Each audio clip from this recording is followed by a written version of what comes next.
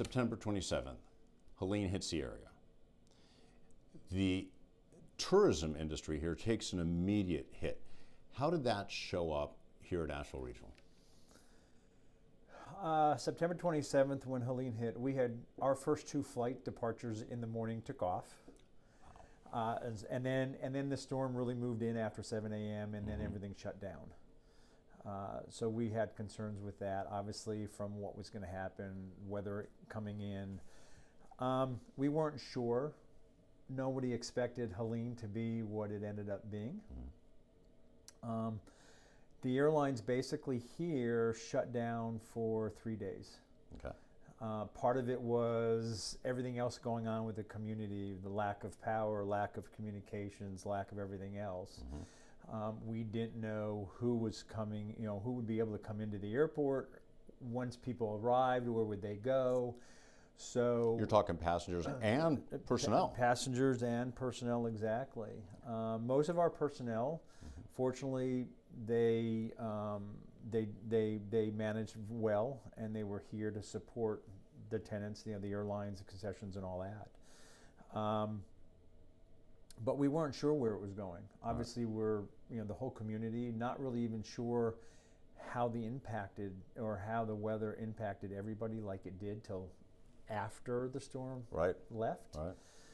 So we had some concerns. We fared fairly well at the airport. My staff was here since Thursday night before the storm hit, preparing for what could happen. But even then, like all of us, no one really expected the hit that the area took. Exactly. But we had no significant damage to the terminal building. No significant damage to our construction sites, both new terminal construction site and the control tower construction site. We had some tree damage on the west side of the airport. We had some fencing down. Flooding became our issue. The 2 opposite corners, the northeast corner and the southwest corner. Okay. One off of Bradley Branch Road, and then of course here off of Ferncliff Industrial Park Road and 280 flooded. We had over 10 foot of water on those 2 corners of the airport. We actually had a station law enforcement officers on those 2 areas to make sure people would not kayak or canoe over the security fence onto airport property. Oh my gosh! That's how much. We have basically 8 foot to 9 foot fence with barbed wire going around the airport, and water was over that. So we had to maintain security of the airport. That's crazy. Well, I've also noticed the golf course down here was really hit. Golf course was extremely impacted, and I can talk about that in a little bit. But so we had concerns for all of our employees, not just the authority employees, but our tenant employees. And our passengers and the community in general. And because we had the power issue, because really the loss of communication was the biggest issue we had impacting the airlines. The airlines are required to do all their pre-flight paperwork and processing their passengers, and all of that has to be connected to the internet, to the airline systems. And so that really is what caused us to be shut down, or the airlines to stop operating through the weekend.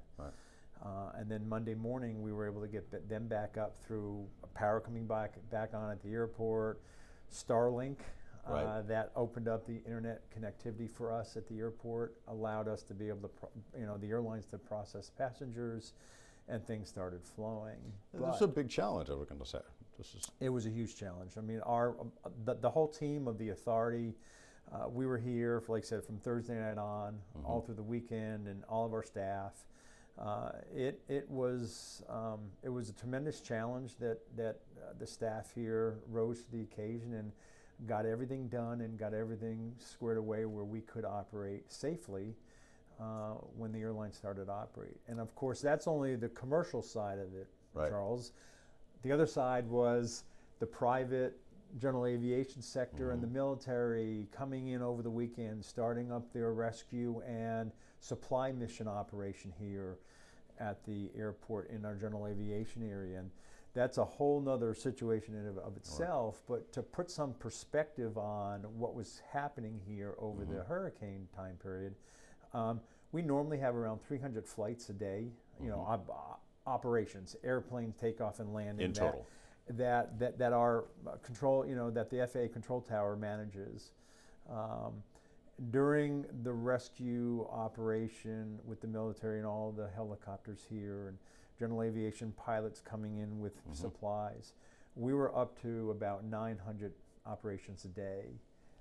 So that week after and the week after that, there's 2 weeks after the hurricane, really was our busiest aircraft operational period we have ever seen at the airport. Most folks probably would have assumed you were operating under capacity, but instead you were almost a triple. Almost triple, and that was basically a lot of that. Again, some of it was the airlines when they started, but the majority of that was the military and the general aviation providing supply missions and rescue missions during that initial after part of Helene. So you were a gateway for a lot of this support to come in. We were a huge gateway. People don't recognize and understand that whether it's this airport in Asheville or other airports around the country, the airports are usually the emergency gateway and supply line for communities during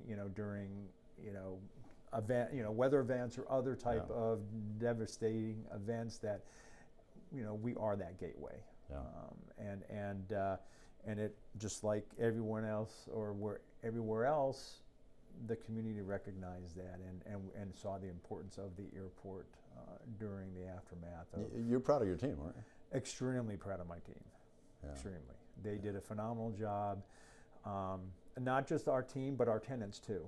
Right. You know, we've got all kinds of tenants here, and you know, the folks that run the general aviation area, they stepped up, did a phenomenal job. With everything going on, it was, you know, it could have been unsafe because of all the helicopters and aircraft operating. Right. But the fixed base operator, Signature Aviation, is who our tenant is. They managed it phenomenally. The FAA control tower managed the flights coming in and out, and it got to the point where we working with FEMA. We did institute a moratorium on regular general aviation flights. If you were coming in for an emergency response, you had to have a FEMA number. And so you had to reach out to FEMA before you could come here. That FEMA number was issued, and the pilot had to give it to the control tower for them to let the pilots enter into our airspace. And it wasn't to limit anything other than the safety that was going on. If you didn't have a need to be here flying into this community, you really didn't need to be in the middle of everything.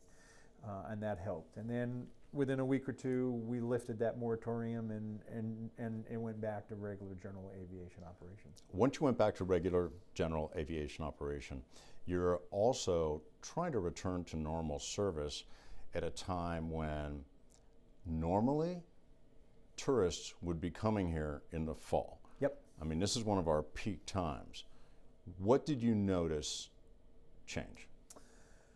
Let me start with the commercial service first. Right. The airlines are on top of it. They know what's happening within communities. They know what's happening on their airplanes. They immediately started looking at flight reductions coming in because they knew the impact. This is not the first time they've had to deal with a natural disaster, maybe here in Asheville, but across the country they do it all the time. Right. So the airlines, they're in business to be profitable. They're not going to be nice and just fly empty airplanes in and out of a community that is, you know, limiting the amount of tourism they've got. So they immediately made some traffic cuts. So they pulled back. They did absolutely pull back. We didn't lose any destination that we had. They just may have limited the number of frequencies or the size of the aircraft operating here at the airport. Okay. One of our carriers, Allegiant, for example, they do a lot of service to Florida. Right. One example is they usually have 2 flights a day to Fort Lauderdale every day of the week. They cut that back to once a day. Okay. So that was an example. American, again, another one of our big carriers, and all of our carriers have done something, but American cut some of their service back to Charlotte or some of the other destinations. We get it. We understand that, and we have seen a drop in traffic. I was going to ask you about numbers. We have seen a drop in traffic for the month ending September, because Helene hit at the 27th, like you mentioned earlier. We ended up with about a 6% drop for the month of September. Okay. And that drop happened because of that weekend. Right. That was, if it wasn't for that weekend, we would have been up again. Right. October, our passenger traffic was down about 50%, and I'm rounding, but our traffic was down about 50%. Our passengers were down around 50%. Right. Okay? Which makes sense. It does. I mean, we were recovering. We didn't have potable water. I mean, there was a lot of reasons why people didn't need to be coming to our community. The hotels were full of emergency workers, and so that in and of itself limited tourists coming into our community. November, we just got the numbers for November. We were about 25% down. So we're seeing an increase coming back to our community. Of course, now we had Thanksgiving, and that helped our numbers for November. Right. Not sure where we're standing yet. We're still early into December somewhat. Okay. We have Christmas. That's another usually big travel holiday that we're hoping it boosts our numbers. But our numbers are coming back from a passenger standpoint. And have you seen a restoration of flights as that's happened? Not yet. They're making weekly changes. Right. The passengers that we are getting are filling the airplanes, so the load factors are getting a little more full. Okay. They're tweaking. We are constantly communicating with our airlines, and we do know that as of now, the seats and the aircraft that we will have in our market come springtime will be the same that we had last year. Okay. So they're pretty optimistic outlook. They're encouraged with an optimistic outlook. We are encouraged, and we'll have to wait and see what happens. We are working closely with Vic Isley of Explore Asheville and her staff to promote communities that we have air connectivity with, and trying to get the message out. As you know, what's happening now is we are open for business. The governor-elect was here last week, and we're open for business, and the airport is definitely open for business, and we're trying to get those people back in. Our outbound traffic is doing well, meaning our locals, our community that travels, they're doing well, and they are supporting our system. But it's those influx of tourists that are coming, in is who we need back. And part of that's coordinated effort. I mean, it's not just you, obviously. It's the community. It's the business community. Absolutely. On the upside, for the local traveler, it means there's going to be less congestion at the airport, though. There is, and everyone's gotten used to elbow to elbow. It's the circumstances that we have seen.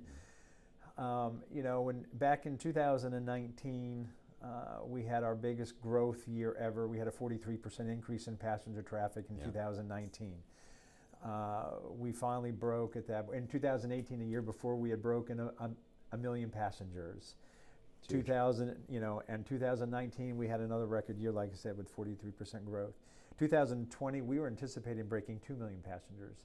So I like to go back, and people who have heard me speak at Rotary or others, and we lay out a time frame. The airport opened back in the very early 60s. It took us 57 years to get to 1 million passengers, being in 2018. And in 2020, 2 years later after that, we were ready to break 2 million. That's the type of phenomenal growth that we've seen here at the airport because of what's happening in our community and in Western North Carolina. But then came along a couple of hits. There's COVID. COVID dropped back, and then we came back strong. And in 2023, we hit our biggest year ever. We broke our 2 million passenger number. And even with what we're seeing now with Helene, 2024 is still set to be our second biggest year after 2023. We will be down. We're anticipating right now, and it's rough numbers, but we're anticipating being down about 3% for 2024 over 23. So you can see how strong of a year we had from January 24 up through Helene. And then this last quarter is really what's affecting us. And again, we're probably going to end up with about 3% down, but we're anticipating still being our second biggest year in the history of the airport. Well, this takes me to the airport expansion, because that expansion was really brought about by this increase in traffic. Absolutely. We started planning back in 2018 before our 43% increase in 19. We saw what was coming down the road. Our board was instrumental in, hey, looking in the future and what do we need to do. And so we started planning for this in 2018. It's not an overnight thing. Everything here at an airport takes a lot of time to plan from a capital basis, not so much from design and building, but also from a finance and funding perspective.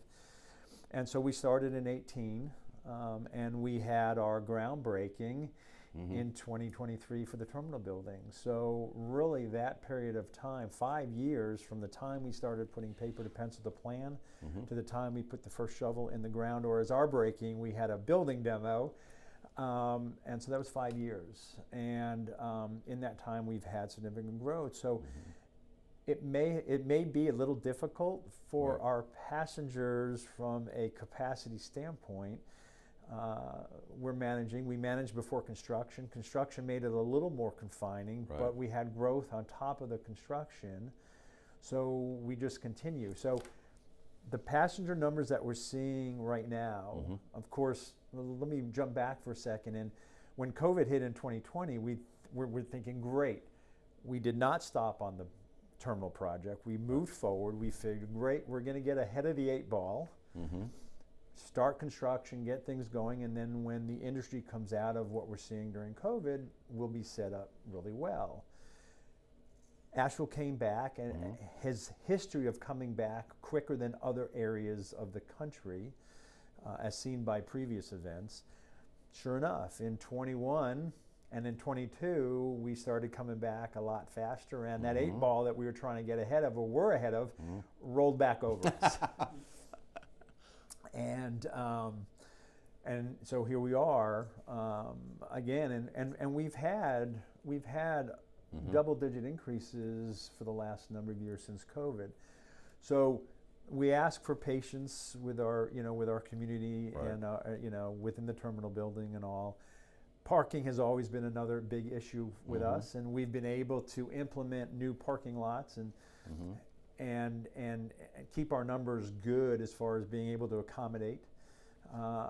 Examples: we opened up our first parking garage in 2017. We anticipated that garage being half empty for 5 years. First year it was full. Right. We added the new south parking lot just past the Triangle Stop and Dunkin' Donuts. 600 spaces opened up in November of last year. We just had enough spaces to cover what we had just built. Again, it was for the future. And that encompasses, and we opened that lot thinking we can shut down a couple of our remote lots on the north end of the field because we'd have enough to accommodate down the south. But we used everything. We're building more parking again. We're in design now, and we're keeping going. This Thanksgiving, we filled everything up, but we had enough parking to accommodate. So many important elements or components of our infrastructure seem to be, I won't say a step behind, but they tend to follow the future. And it sounds more like you've tried to get ahead of it, in spite of that 8 ball. We try, and we keep saying in staff here, it's like, how many years can you keep having double-digit growth? Or, when's it going to slow down? When's the balloon going to pop and just go back to normal type of growth? And normal for us in the aviation industry, airport industry, is averaging 3 to 5%. That's a good normal growth. Right. But when you hit double digits like we're seeing, it makes it very difficult to plan for that. And again, as I mentioned, it's not just that easy. I know some of our community gets a little frustrated with us that we're not keeping up. But for us to get funding and to put a design a parking garage or another parking lot and build it, you're talking a minimum of 6 at absolutely best case. But you're really talking 12 to 18 months minimum to build something, get something on the ground. And in that time, we're still seeing growth from our passenger base, from our airlines and all that stuff. We don't have a lot of control over the airlines to say, no, you can't come in. If you want to bring a flight in, we somewhat have to accommodate it. Now, there are things that we can do But overall, we want that growth, but we've got to be able to manage it. And so that's the fine juggling act that we're doing, is keeping the airlines happy, keeping them growing, but also being able to accommodate what we're dealing with in a manner that it's not too inconvenient for our customers and our passengers. A lot of people look at airports and sort of see them as a measure of whether or not a community is growing. If that's the case here, what is the statement that's going out? Asheville and Western North Carolina are growing, and it's going to continue to grow. And in spite of Helene? Despite of Helene. It's a setback, right? Small setback. People love this area. It's a beautiful area to be in. And you got to remember, Charles, that certain areas around Asheville were affected by Helene. But Western North Carolina is a larger area, spanning basically from west of 77 all the way out to Murphy and the very tip of the western part of North Carolina. And so there are a lot of areas that were not affected, and these areas still continue to grow. And we're in the middle of that. You might say the capital of Western North Carolina. Right? Absolutely. Yeah. You know, the Division of Aviation for the DOT does an economic impact study every 2 years. The last impact study was done, and it came out. It was, I want to say, it was done in 22 and came out in January of 23. And we had almost $2.5 billion impact economically for Western North Carolina. That's our airport. And I am pleased to say that the 24, 25 impact study will be released in January. Can't go into too many details about it, but I'm excited to report that we'll be pleased with what we're going to see come out in January with the new report. Hey, in the aftermath of the storm, obviously you had a lot of areas under construction. Has it slowed that down at all? Has not. The first week or two after Helene, we had a little bit of slowdown on the construction, only because a lot of our construction workers are not from this area. Right. They come in, stay at local hotels during the week, and then they go home on weekends. And obviously, our hotels were impacted by first responders and all that stuff. So we had a little bit of water issues too. Yeah. Yep, had water issues and all that stuff. But they are back, and they're working full time. The terminal is on schedule. We are expected to open up the first half in June of 25, and we're really excited about that. I mean, you seem to be. We are. I mean, it just to see, and hopefully you'll, again, I'm going on tour in a little bit. You'll see some of that. Some of your colleagues have already been on the tour. They'll see it. But one of the things that I like to say, and you'll see. Our theme of this construction is all about space, because we need more space as we continue to grow. The previous terminal, half of it's still here, half of it's not anymore. The total terminal was around 113,000 square feet of space. Okay. The first half of the concourse that opens in June is a little over 100,000 square feet just for 7 gates. And until you're in it, standing there, to see that immense amount of space that we have gained. So you're taking just the hold areas where you wait for your airplane is almost as the whole size of the entire terminal before construction started. So that gives you a basis for how much space that we will be gaining, and that the community will have to operate in, which again presents more comfortable setting while they're waiting for the flight, provides an opportunity for more airlines to bring in more service. It's just growth that's happening within our community, and we're proud to be part of that growth, and I'm excited about what the community gets when the project is done. When you actually look at them, do you get excited? I do. More so excited when I'm over there walking through the construction site now. It just, I remember the August day in 23 when we did our demo and started tearing the building down as our groundbreaking, to what has accomplished now in a year and a half, and what we have out here now today. It's pretty much dried in, you'll see that. But it is extremely exciting. It's like you're looking into the future. It is looking into the future. But the future is on our heels with all the growth that we've had. So as much as we're planning for the future, it kind of scares me of when this terminal is done in 27. How much are we going to have to start planning for the next expansion? We've built this terminal to handle 4 million passengers, and again, in 18 we hit 1 million passengers. In 23 we hit 2 million passengers. At that kind of growth, when are we going to hit that 4 million passenger, and will this construction that we're spending a lot of money on, will it be viable for a number of years to come, or are we going to be back at the drawing board? Won't tear any of this down. This is all new and we're going to work with it, but will we have to expand it in 5-10 years from now? There were a lot of areas here, as you know, that were hit hard. Swannanoa, Black Mountain, in Asheville, the River Arch District, Biltmore Village. When folks in that village are dealing with their day-to-day and asking themselves, like, how long this is going to take, at the very least, you guys are a vote that we're going to get on the other side of this, that the economics of the region are going to sustain. Economics are going to sustain us. It's extremely unfortunate of those businesses that are struggling today because of Helene and who may not make it through there. We've already seen some businesses that have decided to shut down. Sure. Diamond Brands is a perfect example of that one. A long history company that decided to shut down.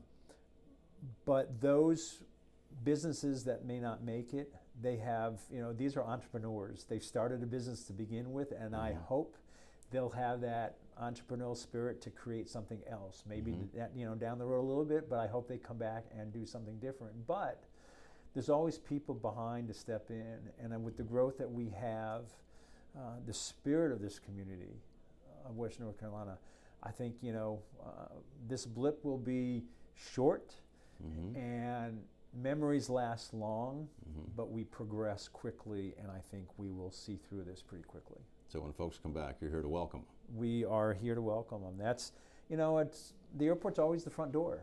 It's, the airport's the first thing they usually see if they're not driving here. If they're flying in, it's the first thing they see when they come into the community, and it's usually the last thing they see when they're exiting. And we want to make that impression again. And with what we're bringing to the community here, we are extremely thrilled and proud of what this community is going to have. With the growth that we've had, I'm excited for the new terminal and what it provides for the new community.